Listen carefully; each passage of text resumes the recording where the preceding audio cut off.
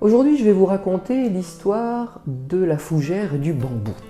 Comme d'habitude, c'est une histoire qui est à la fois pour les petits-enfants, les moyens-enfants et les grands-enfants. Là, c'est l'histoire d'un homme découragé.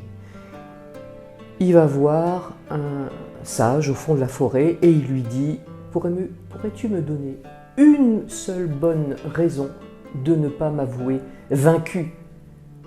Le sage lui répond « Regarde autour de toi. Vois-tu la fougère et le bambou ?» « Oui, » dit l'homme. « Lorsque j'ai semé les graines de la fougère et du bambou, j'en ai pris bien soin. La fougère grandit rapidement, son vert brillant recouvrait le sol, mais rien ne sortit des graines du bambou. Cependant, je n'ai pas renoncé au bambou, dit le sage.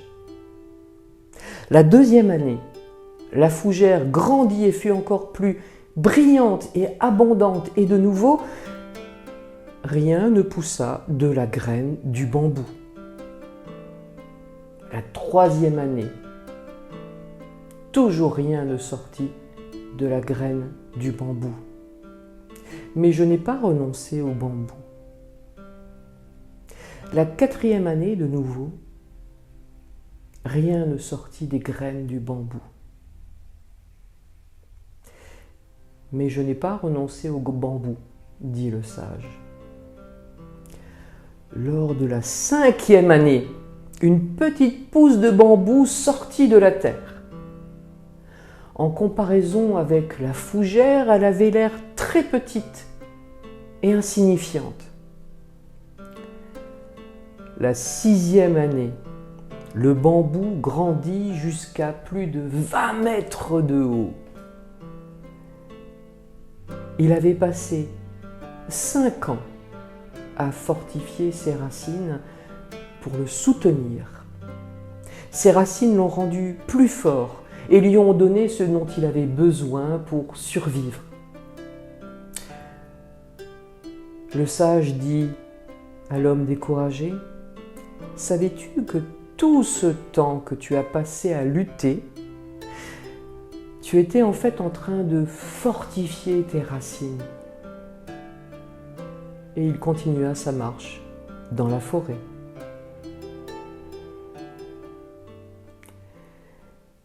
Quand j'ai lu cette histoire, j'ai de suite pensé à nos poivrons. Je mets des guillemets car cela fait juste 3 semaines que Philippe a semé des graines de poivrons, qu'il en prend soin, que les pots sont dans une mini-serre, à la lumière du jour, et que le soir même, on allume pour eux des lampes de croissance qui font peut-être penser aux voisins d'en face qu'on fait pousser autre chose. C'est une autre histoire. Il s'agit bien de poivrons. Et pour l'instant, ça ne sort pas. Pas de poivrons à l'horizon. Même pas le début d'une tige qui se frayerait un passage à travers le terreau vers la lumière. Il paraît que c'est long, on le sait, mais on est quand même impatient. Est-ce qu'on s'est trompé quelque part ? Peut-être que nos poivrons ressemblent au bambou de l'histoire. On a peut-être perdu l'habitude de la patience. On voudrait que tout pousse pareil. Aujourd'hui, il faut que ça fonctionne vite, que ça marche vite. Sinon, on pense que c'est un échec ou qu'il y a un truc qui cloche, qu'il y a quelque chose, une étape qu'on n'a pas bien respectée. Et puis, on voudrait surtout que tout fonctionne sur le même modèle. Si la fougère, elle pousse de suite et elle s'étale dès la première année, pourquoi pas le bambou ? Et parce que le bambou, il fonctionne autrement. Alors, c'est assez curieux quand même dans notre société, parce que dans notre société, on cultive l'individualisme, on cultive la différence, l'originalité, la touche perso. Et puis en fait, en réalité, il faudrait surtout coller à un modèle général, quand ça ne fonctionne pas comme pour les autres. Voilà. Alors, un bambou qui met tout ce temps à pousser, à s'épanouir, on a l'impression qu'on est passé à côté de quelque chose qui n'est pas bien. Enfin, on a raté un truc, il n'est pas assez rapide, il n'est pas aussi rapide que la fougère. Comment ça se fait? Mais on oublie aussi vite que le bambou, quand on attend tout ce temps, après, avec le bambou, on fait des meubles, tellement c'est solide. Et comme dit le sage, le bambou, il a mis du temps à pousser car il faisait d'abord ses racines. Et les racines, on les fabrique avec ce qui nous est donné.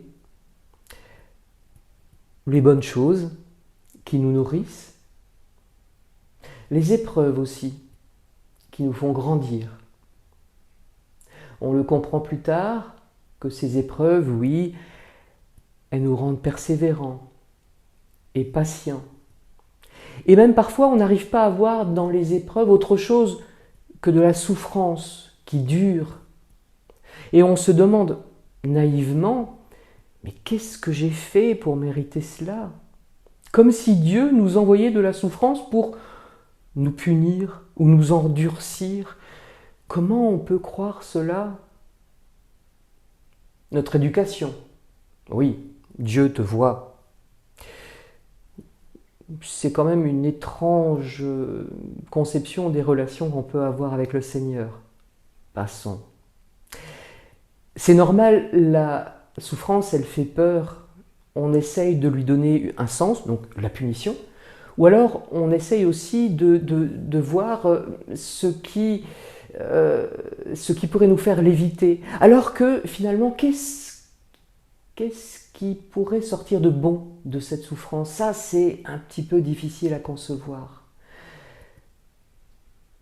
Parce que s'il n'y avait jamais de souffrance, peut-être qu'on ressemblerait plutôt à un brin de paille qu'à un bambou fort et solide. Les peines, elles nous rendent plus humains, plus empathiques. On sait ce que c'est. On sait ce que c'est quand l'autre souffre parce qu'on le sait de l'intérieur.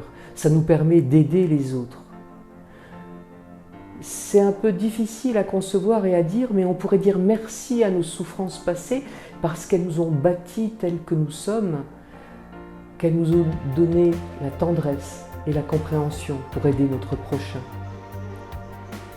Mon travail du jour, c'est de voir où est le bien derrière la souffrance.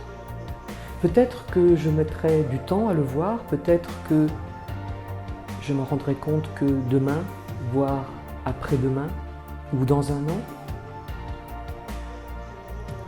ça me fait apprendre aussi la patience.